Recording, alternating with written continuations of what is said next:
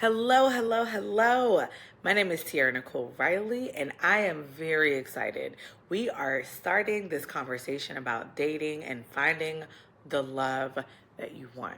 If you missed my last video, definitely go ahead and check that out. We're going to get right into it because 2025 is the year that you find love, and we ain't got no time to waste, okay? We don't have the time. Okay, let's get into it. So, one thing that I wanted to start with is kind of like the foundational things that I did to prepare myself for love, right? I had to create a life that was ready for the love I was looking for, right? I had to create a life that I loved. I really, really did.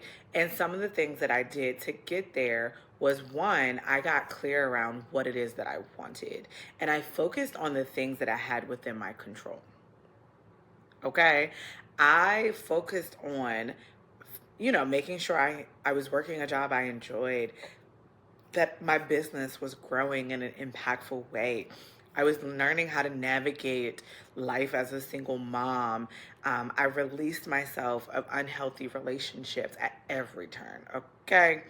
I literally had this conversation with my therapist today. I'm like, girl, you act like I was out here sniping people. And she was like, I mean,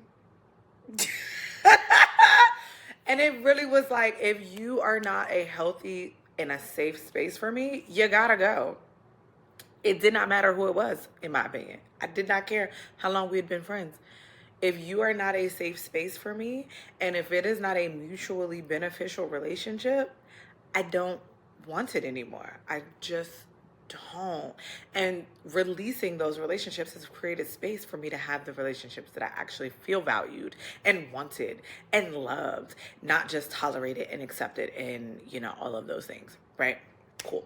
So really it was just cleanse and like figuring out what it is that I wanted in every area of my life and making intentional steps in the direction towards getting there.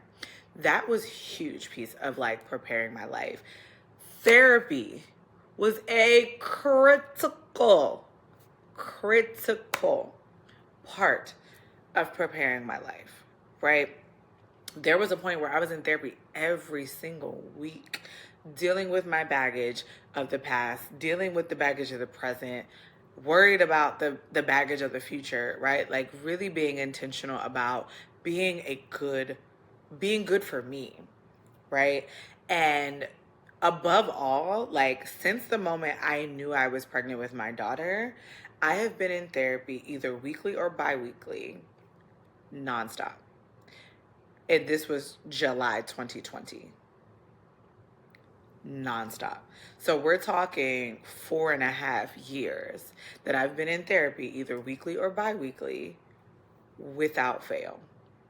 Dealing with my traumas, dealing with my challenges, dealing with my stuff, the yuck, right? Dealing with the yuck of the people in my life that refuse to go to therapy, right? Like, sometimes I wish I could just forward the bill because, like, why am I in therapy dealing with your shit when you could just go to therapy yourself? Anyways, if there's a petition I can sign that said, like, to create this process where, like, the person you talked about most in therapy gets the bill, okay? Somebody start a petition. I will gladly sign it, okay? Because enough is enough. Anyways, but really being in therapy and being intentional about the self-work. When I walked away from my last relationship, fall 2022, I was hell-bent, if you will, on getting I realized I had lost myself in that relationship. I realized I was unhappy with my life. And so my intentionality was to create a life I loved, right? I saw something on social media where they were like, happy parents make happy kids. My determination was that I was going to be happy and I was going to give Kayla the luxury of a happy mother. She was going to see what it looked like to be happy, to have healthy friendships, to have healthy relationships. I want her to see healthy romantic love, and one day she will soon, right? But at the moment, I'm like, well, what can I worry about now? Right? Like, what can I do to be happy and healthy and whole so that I can raise a happy, healthy, and whole child. Priority number one. And therapy was a critical piece of that. It also took having clarity, like I said, having that clarity around what makes me happy and not just like, I want to be happy. But it was like, okay, what do I love about my life and want to do more of? So in that moment, it was like, I love travel. I love, and I want to do more of that. I love my daughter and I want to spend more intentional time with her, right? I love my business and figuring out ways that I can help and impact the lives of others through the events, through the books, through the coaching services that I offer, all of it, right? Like being intentional about what it is that I love and that I want to do more of. But also it looked like looking at my life and saying like, okay, what are some things that are okay but need to like be reconfigured, right? So for me, that was cheerleading. At the time I was coaching cheerleading and the time away from my daughter was too much. It just was too much. So I decided to start judging. Love it. I get more control of my schedule. I don't have weekday practices. I'm able to travel on the weekends. It worked better for where I was in that time in my life. I enjoyed being in HR, but not so much the company I was working for. So I said, okay, well, what do I want professionally? I want to be fully remote. I want to make X amount of dollars. I want to, work for a company that I feel like I can learn and grow with and all of that. And then even with that, tick, tick, tick, tick, tick. One thing I've realized about the law of attraction is once you have clarity around what you want and write it down, the universe begins to conspire in your favor. It really, really does.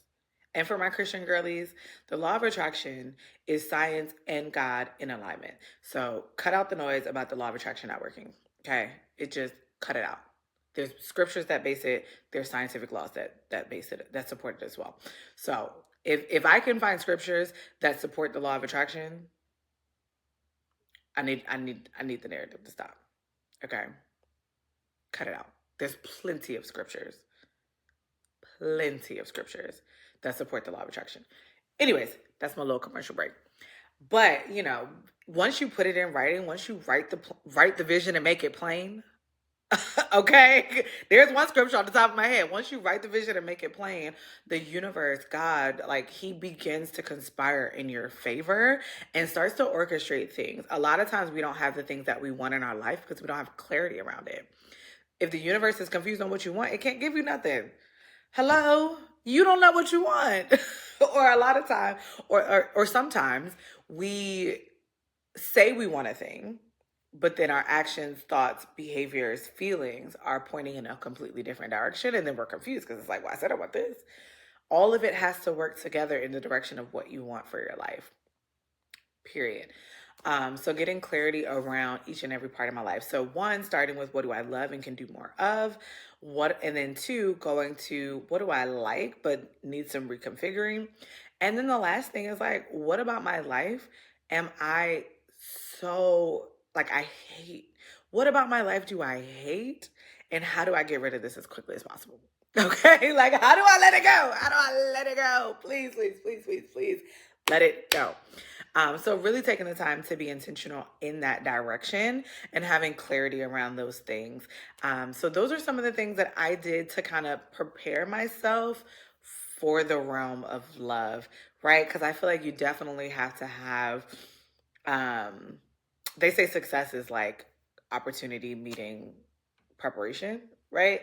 So if you're not prepared to find the love that you're looking for, there have been moments where I found somebody who might have been a good person for me, but I fucked it up because I wasn't ready, right? Like, and we have to be honest with ourselves about that as well. So being honest with yourself, having a clear evaluation about what it looks like to be in that relationship that you're looking for and how do you prepare your life to receive it. So if you don't have space and capacity for the person like if that person were in your life tomorrow, are you in position to receive that blessing? And that's for any prayer. If God decided to answer your prayer tomorrow, is your life in position to receive it? And if the answer is no, maybe like not stop praying about it, but like take your hands off it and go focus on what it is that you can do to prepare yourself to even be able to accept the blessing. Thanks, guys.